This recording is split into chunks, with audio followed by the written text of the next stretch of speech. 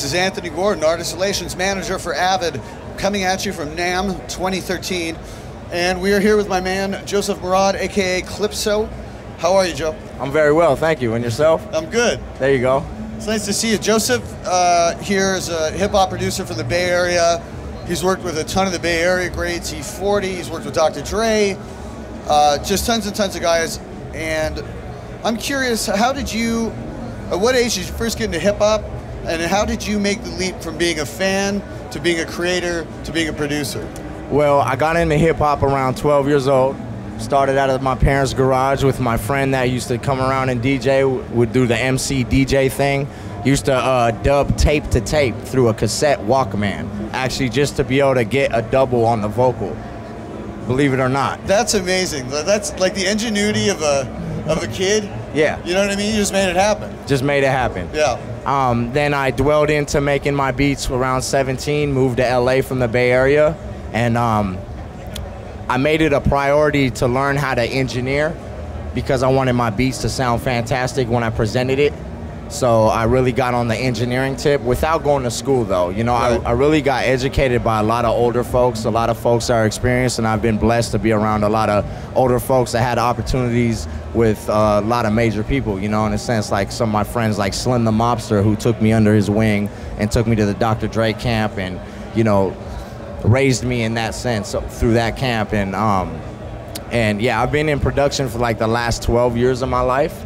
And it's probably been the last 5 years where it's really gone to a professional level, and I've taken it to another level. You know, I've had help with people like DJ Jam back in 2006, where he got me a placement with Neo, yeah.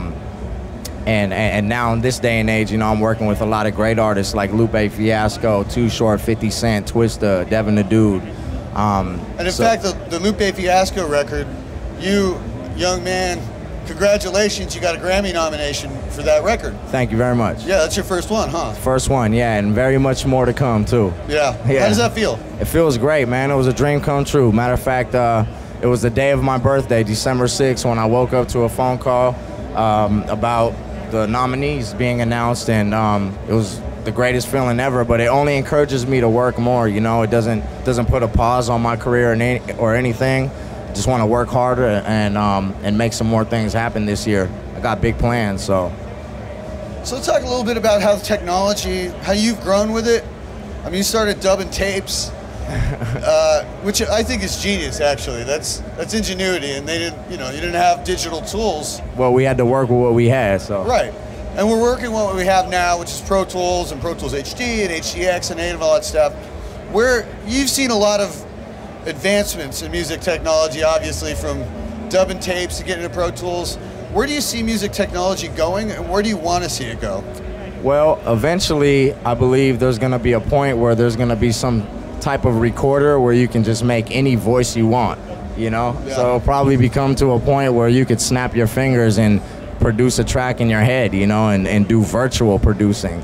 Just like video gaming, you know, video gaming always gets taken to the next level with their graphics, and music always, there's no limits to music, you know, and I try to put that for myself, and I put it in front of myself, and I always put it in front of everybody else, that there's really no limits to what you can learn in music, and I truly don't believe that we live a long enough life to learn everything, you know, so there's a lot of tricks and trades, and there's new technologies coming out, things to make things more portable and native, you know, and it gets awesome because I actually get into that myself. I'm a native guy. I make my beats native all day, and I get in the HD studio and track them out and make them that way all day. Either way, you know, I make it work, and in this day and age with the way technology is, you can bring a lot of quality to the table with just a native setup. Let me ask you this, when you're working with a rapper, say you're producing a track, are you throwing beats out and then getting vocals back? Are you developing the tune? Are you developing the rhymes with the rappers? How do you collaborate when you're working with an MC? Well, to be honest, for me, I like to actually work it where it just comes in naturally. So in a sense, it can actually come from any angle.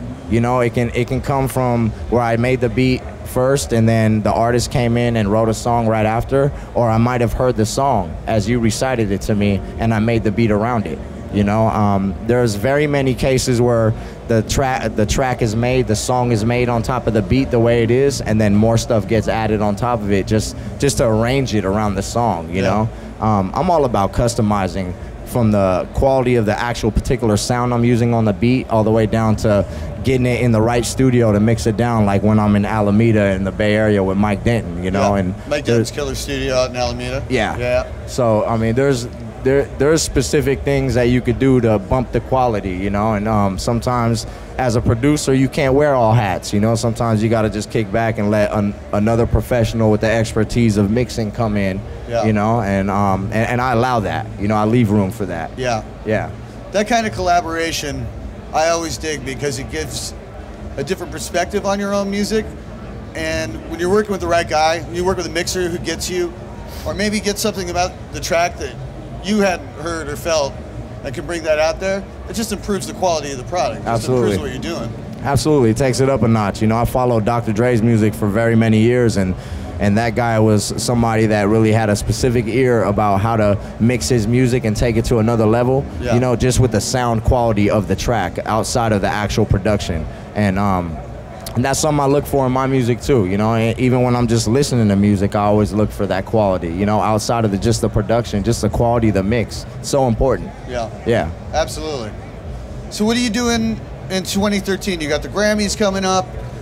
You know, you're producing more tracks. What do you got in the books, and what are you hoping to accomplish? Right now, I'm just strictly on the grind. No time to party or celebration. Although I am going to attend the the Grammy celebration on February 10th. I plan to come right back home and get in the studio, you know, and just stay busy. And I have a lot of connections that I'm going to actually utilize this year and make a lot of things happen. Nice. Yeah. Well, good luck with your music. Good luck with the Grammys. Thank you so much. Everybody go check out his music. It's Klypso, Klypso. You got that right. That's right. Spelling bee champion over here. There you go. I got a Twitter too. Can I share it? Yeah, please hit us. So I got a Twitter link. It's www.twitter.com/IamKlypso, Klypso. Also on Facebook. All right. Yeah. Well, Killer, well, thank you for coming by.